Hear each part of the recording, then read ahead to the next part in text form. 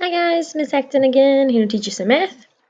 So yesterday we worked on numbers that were within 100. So then all the numbers that were included on a number or 100s chart that you guys have seen since first grade. Today we're going to be bumping it up to where we're seeing numbers that are below 1,000. So these are going to be some really big numbers today. I'm really excited about it. And I'm going to teach you a little trick to where you could do any number, even numbers like in the millions. So I'm going to show you how you can do that and be able to compare them. So if you remember yesterday, we had our little alligator mouse that they either face this way or this way, and they eat the bigger number. They're going to be open to the bigger number because that's the number that they're going to try to eat. So what are we going to do together? We are going to compare two numbers below 1,000. So you're going to watch Miss Acton do that in a bunch of different slides on this Jamboard. Then you on your own in the Nearpod are going to compare two numbers below 1,000 using those symbols. All right, so let's get started. So this is what we were seeing yesterday. So again, we're pretending that these are alligator mouths. If I highlight the shape of, sorry, puppy dog sneezing in the background. So if we trace this alligator's mouth, if it'll let me, it will be the shape of this symbol right here. And same thing if we trace this alligator mouth. So that's why when you hear Miss Acton say it's like an alligator mouth that's eating the bigger number. So the bigger number better be on this side and the bigger number better be on this side because that alligator mouth is eating it. This means that that number's the biggest number whenever you're making that comparison. All right, same thing with this part. I don't know why it's not drawing anything. Let me reload this page real quick. So we were doing numbers like 20 and 50, doing numbers below 100, or we were comparing them because those are easy to see.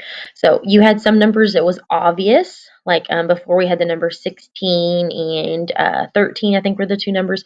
And you all, because you've worked with numbers like that for a really long time, you automatically know 16 is bigger than 10, 16 is bigger than 13, 16 is bigger than 7, yeah. So you already know those certain things. Now we're going to be working on numbers where you can't just look at them. You have to dig a little deeper to be able to find out if they're the bigger number or not. And one day this will reload.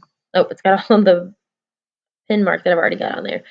So you guys know this number 20 and the number 50. Those are really easy to tell which one is the biggest number. You can always tell that 50 is going to be bigger than 20. And then we came into some numbers where it might be a little bit close when it comes to those numbers, and you would use something like the 100 chart. So there's our 16, 13. You guys can always tell when numbers below like 20, which one's bigger and which one's not. So those are always easy. But sometimes we run into numbers where we need the help of a hundreds chart.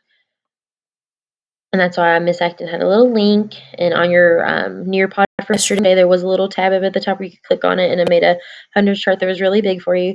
And that's because sometimes you need it. So the two numbers we're comparing right now are 64 and 39. So the strategy that you got taught was that you would find the number 39 and the number, oh, let me do that. The number 39 and the number 60. What was the number? I already forgot it. 64.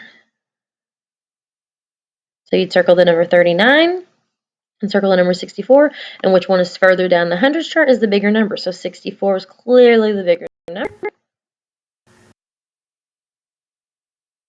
So your alligator mouth would be eating the number 64. Little teeth on it.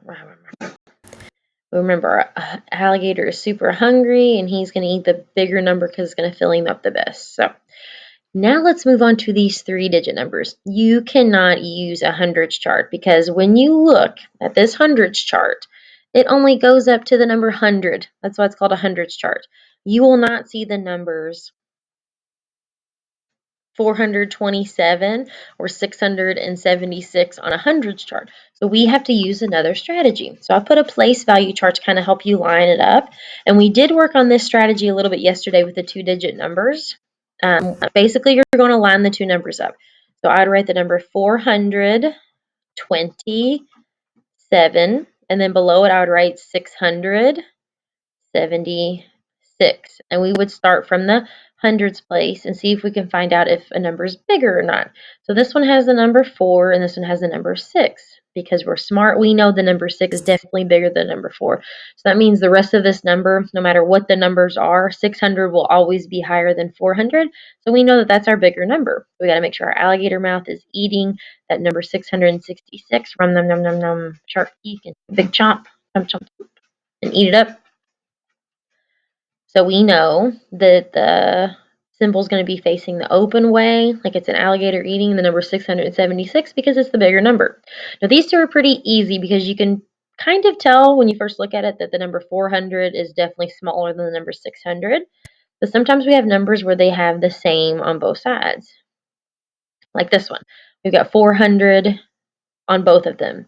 So if I write both the numbers on our chart, 417 and then 471, you do the same thing, but instead you go to the second column. So these two match. So this one can't help us tell which number is bigger and which one's smaller.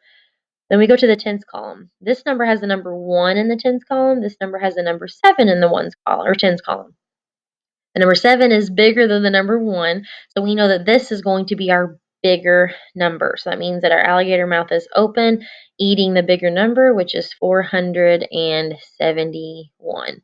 So you just start at the hundreds chart or hundreds part of the chart. If the numbers are the same, then you move to the next one. And then if the numbers are the same in the next, then you move to the ones place. This one does that. 929 and 926. So they have the same number in the hundreds, so that can't tell us which one's greater. Has the same number in the tens column, so that can help us tell what's greater. Right now, they're equal to each other. Then we go to the ones column. 9 is clearly bigger than 6, no matter what we're talking about. That means that the number up here with the highest number when we got to the column where there was a difference was 929. So that means that this number right here is the bigger one. So we're going to draw the alligator mouth open to eating it. Chomp, chomp, chomp, chomp. And when you draw these greater than and less than symbol sideways V's, you do not have to draw the alligator mouth like Miss Acton is. I just like doing it for fun, and it helps remind you what you're supposed to be doing.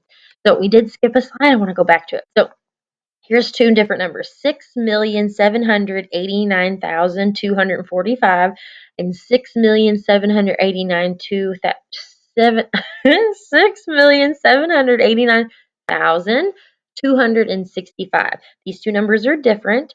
Which one's bigger though? What you're going to do is you're going to line them up. So let's do 6, 7, 8, 9, 2, 4, 5. And this number is 6, 7, 8, 9, 2, 6, 5. So I tried my best to make sure that I lined the two numbers so they're each number that matches the column is lined up with each other. So the first two, 6 and 6, which does not help us. That makes them the same number so far. Then the next two are 7, 7. That doesn't help us. Next is 8 and 8. That does not help us. Next is 9 and 9. That does not help us. Next is 2 and 2. That does not help us. So as of right now, both of these really big numbers are the exact same number. Now we go to the next one, and it is 4 and 6. We have a difference. So now we have to see which is bigger.